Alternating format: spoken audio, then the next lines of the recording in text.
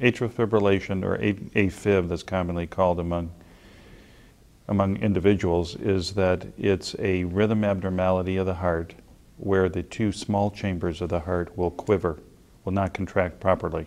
We remember in our biology classes that there are 4 chambers to the heart: right atrium, right ventricle on the right side of the heart, and then left atrium and left ventricle on the left side of the heart.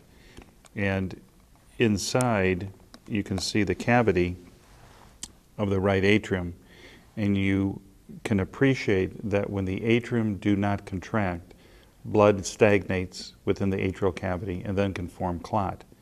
So the problem with atrial fibrillation, and why physicians work their hardest to try to control the rhythm abnormality, is that patients intermittently have atrial fibrillation, or this rhythm abnormality. So what will happen is blood will stagnate, a clot will form, they'll go back into normal rhythm, and with that interruption of atrial fib and sinus rhythm, or the normal rhythm, you can send off a clot to parts of your body. 15 to 20% of the cases of strokes are associated with atrial fibrillation.